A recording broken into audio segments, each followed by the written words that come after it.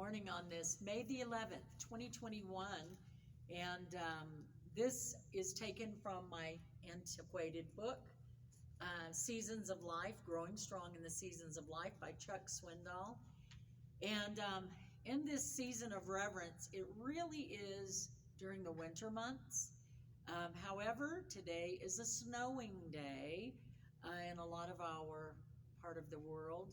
Welcome to springtime in the Rockies, but it is where we get our water that makes our grass so green right now. It's so beautiful, peeking through the snow when it falls, and it's a very wet snow. Some of you may say, "Ooh, this is horrible." It's in the 30s. The 30s for us is not quite like it would be maybe in the southern states or maybe even around the Great Lakes.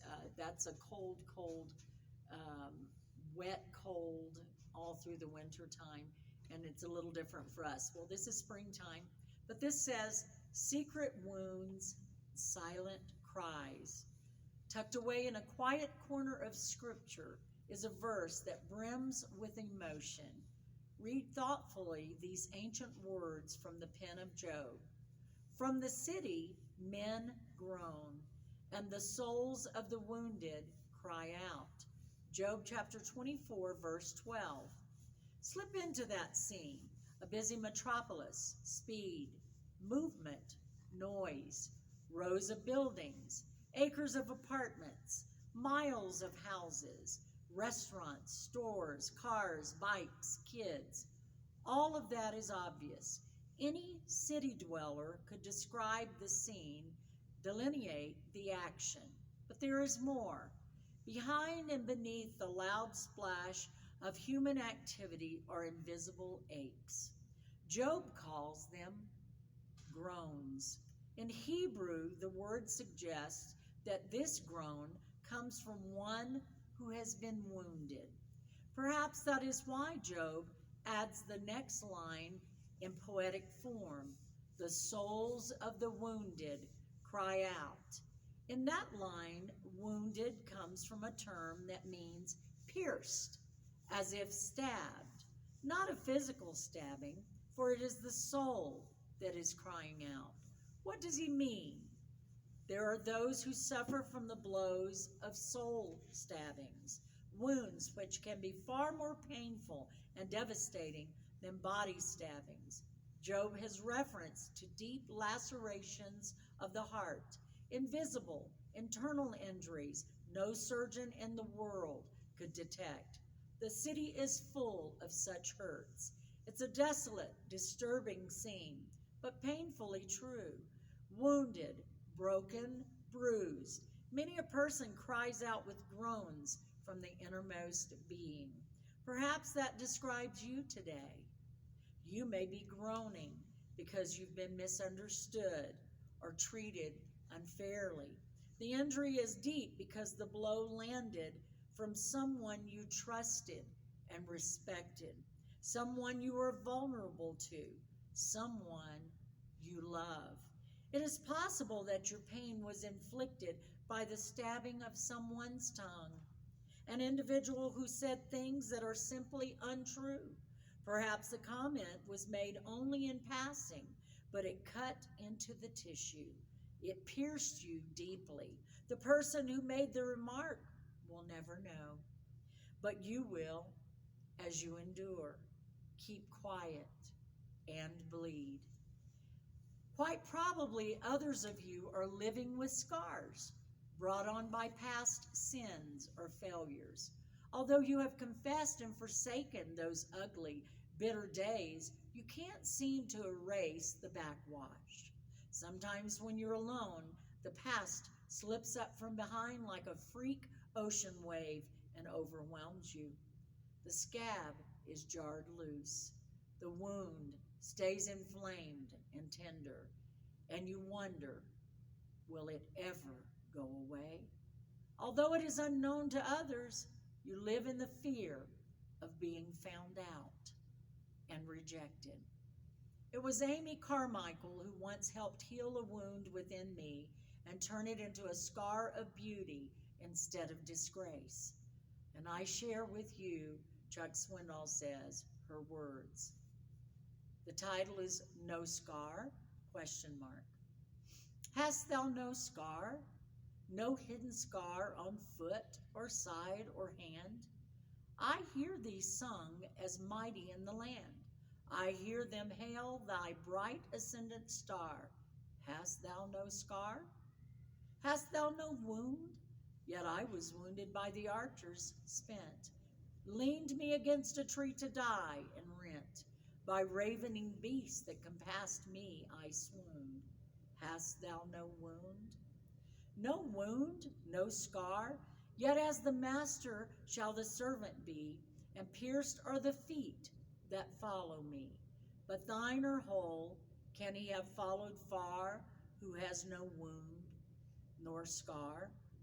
Tucked away in a quiet corner of every life are wounds and scars. If they were not there, we would need no physician, nor would we need one another. And we do need one another. We need those that at times we can talk to and not be fearful that they're going to destroy us. Every single one of us. For some, there's no spouse at home to hold you, to comfort you, when those things maybe from the past creep up that need to be scarred over. No longer an open wound, but a scar that reveals healing. Someone that prays with us, someone that says, I love you and I'm loyal to you. Oh, what precious words. Loyalty. What precious, precious words. But maybe you're out there today and you're alone and you have no one to talk to, but you do, and he is the physician. There will be times that you need a counselor just to speak to guide you along the way. I would say your pastor and pastor's wife would be a safe place. I would hope that would be the case. Or that best friend of yours that you know will hear you and will talk it over with you, and maybe the two together or three together will find a path along the way through Christ, because he must be in the middle of the healing of your wounds, because scars are healed wounds. If you're scarred and still standing, as Brother Graham talked about, if you're still standing, even with pain at times, sometimes scar tissue is painful. There are times it is, especially if it's pulled and torn, or at the point of tearing again. That can be extremely painful. I've heard that from other individuals that have gone through that from surgeries or cesarean sections and childbirth and so on. But our great physician does hear us. Trust me, I go to him. When I am wounded, when I am broken, I spend time, maybe not only talking to my husband as my confidant, but I spend time spilling it out to him and saying, just please take this. Get it back there somewhere. You've already erased whatever. But God, I cannot change, as Chuck Swindoll said in that beautiful devotion, I cannot change the words of others, and neither can you. I heard Sister Lynn teaching in chapel to our children about words that go out that can never be taken back. And she had them blow up balloons, and she had a target. And they would, after when she said release, they would release the balloon. There was only one child whose balloon even came close to that target. Once words are out there, they're gone. If you know you have wounded someone, you need to ask forgiveness for that. And if that person is close by or you know how to reach them, it might be helpful just to become a tender voice again in their life, just to speak to them. Be kind. Be careful that you haven't listened to the words of somebody else, and in turn you became the wounded individual, but that person's words were not truthfully spoken. You need to be careful with those things. I say to us today, call on the physician. Let's do that right now. Shall we do that right now? Find your place, because I can guarantee you someone out there that I'm speaking to is wounded today. God, I love you. We love you. We thank you. We're about to read your words of wisdom, oh God. We know, Jesus, that your love is great. It's tender. Your mercies and your grace, it's everlasting, God. Your word that I love to say every morning, great is thy faithfulness to me. I pray, oh God, that you would lead us and guide us today in our listening audience, to those that are broken today. Help them, God. We've spoken on it so many times since January the 1st, but a lot of territory's been covered. We're 5 months in, God, and we've been faithful every day to read your word. Now cover us with your word. Your promises are sure. You are the great physician, better than any counselor, any doctor on the face of this earth that you've created. They only have the knowledge and the wisdom that you give them, God. And I pray, Lord, that we would just turn those things over to you and say, help us to handle it, God. Show us the way. Lead us and guide us. Help us right now to say, I forgive you, to whoever and whatever. Maybe it's even, you can't always forgive ourselves, but maybe it's just those things that we need to say, God, that haunts me from my past, and I just need to be rid of that and understand that when I came to you, somebody listen to me right now, when I came to you and I said, Jesus, forgive me for, that you did, as far as the east is to the west, never ending are your mercies. Oh God, I am so grateful for who you are in my life, and I pray that every individual today that hears this will turn to you and trust you all the way to the end of this race. In Jesus' name, amen. We begin our reading today from Proverbs chapter 22. We will be going through chapter 26 today, reading from the New King James Version. A good name is to be chosen rather than great riches, loving favor rather than silver and gold. The rich and the poor have this in common: the Lord is the maker of them all. A prudent man foresees evil and hides himself, but the simple pass on and are punished. By humility and the fear of the Lord are riches and honor and life. Thorns and snares are in the way of the perverse. He who guards his soul will be far from them. Train up a child in the way he should go, and when he is old, he will not depart from it. The rich rules over the poor, and the borrower is servant to the lender. He who sows iniquity will reap sorrow, and the rod of his anger will fail. He who has a generous eye will be blessed, for he gives of his bread to the poor. Cast out the scoffer, and contention will leave. Yes, strife and reproach will cease. He who loves purity of heart and has grace on his lips, the king will be his friend. The eyes of the Lord preserve knowledge, but he overthrows the words of the faithless. The lazy man says, there is a lion outside. I shall be slain in the streets. The mouth of an immoral woman is a deep pit. He who is abhorred by the Lord will fall there. Foolishness is bound up in the heart of a child. The rod of correction will drive it far from him. He who oppresses the poor to increase his riches, and he who gives to the rich will surely come to poverty.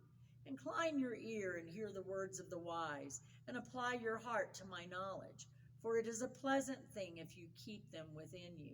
Let them all be fixed upon your lips, so that your trust may be in the Lord. I've instructed you today, even you. Have I not written to you excellent things of counsels and knowledge, that I may know, or that I may make you know the certainty of the words of truth, that you may answer words of truth? To those who send to you, do not rob the poor because he is poor, nor oppress the afflicted at the gate. For the Lord will plead their cause, and plunder the soul of those who plunder them. Make no friendship with an angry man, and with a furious man do not go, lest you learn his ways, and set a snare for your soul. Do not be one of those who shakes hands in a pledge, one of those who is surety for debts. If you have nothing with which to pay, why should he take away your bed from under you? Do not remove the ancient landmark which your fathers have set. Do you see a man who excels in his work? He will stand before kings. He will not stand before unknown men. Proverbs chapter 23. When you sit down to eat with a ruler, consider carefully what is before you, and put a knife to your throat if you are a man given to appetite. Do not desire his delicacies, for they are deceptive food. Do not overwork to be rich, because of your own understanding. Cease. Will you set your eyes on that which is not? For riches certainly make themselves wings. They fly away like an eagle toward heaven. Do not eat the bread of a miser, nor desire his delicacies. For as he thinks in his heart, so is he. Eat and drink, he says to you, but his heart is not with you. The morsel you have eaten, you will vomit up and waste your pleasant words. Do not speak in the hearing of a fool, for he will despise the wisdom of your words. Do not remove the ancient landmark, nor enter the fields of the fatherless, for their Redeemer is mighty. He will plead their cause against you. Apply your heart to instruction, and your ears to words of knowledge. Do not withhold correction from a child, for if you beat him with a rod, he will not die. You shall beat him with a rod and deliver his soul from hell. And I want to say this carefully, but in the day, whatever they used as a paddle, and they called it beat with, that meant a spanking, and they believed in discipline. That has been taken away. I think it's been reinstated in some of the Texas public schools, where corporal punishment was reinstated because they knew that teachers couldn't do anything. So students were ruling the schools. And in some Texas counties, I heard that it was reinstated, and they no longer had problems with gangs and those issues that they had before. They realized that they had to be accountable to someone. My son, if your heart is wise, my heart will rejoice. Indeed, I myself. Yes, my inmost being will rejoice when your lips speak right things. Do not let your heart envy sinners, but be zealous for the fear of the Lord all the day. For surely there is a hereafter, and your hope will not be cut off. Hear, my son, and be wise, and guide your heart in the way. Do not mix with wine-bibbers, or with gluttonous eaters of meat, for the drunkard and the glutton will come to poverty, and drowsiness will clothe a man with rags. Listen to your father who begot you, and do not despise your mother when she is old. Buy the truth and do not sell it. Also wisdom and instruction and understanding. The father of the righteous will greatly rejoice, and he who begets a wise child will delight in him. Let your father and your mother be glad, and let her who bore you rejoice. My son, give me your heart, and let your eyes observe my ways. For a harlot is a deep pit, and a seductress is a narrow well. She also lies in wait as for a victim, and increases the unfaithful among men. Who has woe? Who has sorrow? Who has contentions? Who has complaints? Who has wounds without cause? Who has redness of eyes? Those who linger long at the wine, those who go in search of mixed wine. Do not look on the wine when it is red, when it sparkles in the cup, when it swirls around smoothly. At the last it bites like a serpent, and stings like a viper. Your eyes will see strange things, and your heart will utter perverse things. Yes, you will be like one who lies down in the midst of the sea, or like one who lies at the top of the mast, saying, They have struck me, but I was not hurt. They have beaten me, but I did not feel it. When shall I awake, that I may seek another drink? Oh my goodness, if more people would listen to that and read the Proverbs, we would not have that world of alcoholism or drug addicts. Proverbs chapter 24. Do not be envious of evil men, nor desire to be with them, for their heart devises violence, and their lips talk of troublemaking. Through wisdom a house is built, and by understanding it is established. By knowledge the rooms are filled with all precious and pleasant riches. A wise man is strong. Yes, a man of knowledge increases strength. For by wise counsel you will wage your own war, and in a multitude of counselors there is safety. Wisdom is too lofty for a fool. He does not open his mouth in the gate. He who plots to do evil will be called a schemer. The devising of foolishness is sin, and the scoffer is an abomination to men. If you faint in the day of adversity, your strength is small. Deliver those who are drawn toward death, and hold back those stumbling to the slaughter. If you say, Surely we did not know this, does not he who weighs the hearts consider it? He who keeps your soul, does he not know it? And will he not render to each man according to his deeds? My son, eat honey because it is good, and the honeycomb which is sweet to your taste. So shall the knowledge of wisdom be to your soul. If you have found it, there is a prospect, and your hope will not be cut off. Do not lie in wait, O wicked man, against the dwelling of the righteous. Do not plunder his resting place. For a righteous man may fall 7 times and rise again, but the wicked shall fall by calamity. Do not rejoice when your enemy falls, and do not let your heart be glad when he stumbles, lest the Lord see it and it displease him, and he turn away his wrath from him. Do not fret because of evildoers, nor be envious of the wicked, for there will be no prospect for the evil man. The lamp of the wicked will be put out. My son, fear the Lord and the king. Do not associate with those given to change, for their calamity will rise suddenly, and who knows the ruin those two can bring? These things also belong to the wise. It is not good to show partiality in judgment. He who says to the wicked, You are righteous, him the people will curse. Nations will abhor him. But those who rebuke the wicked will have delight, and a good blessing will come upon them. He who gives a right answer kisses the lips. Prepare your outside work. Make it fit for yourself in the field, and afterward build your house. Do not be a witness against your neighbor without cause, for would you deceive with your lips? Do not say, I will do to him just as he has done to me. I will render to the man according to his work. I went by the field of the lazy man, and by the vineyard of the man devoid of understanding. And there it was, all overgrown with thorns. Its surface was covered with nettles. Its stone wall was broken down. When I saw it, I considered it well.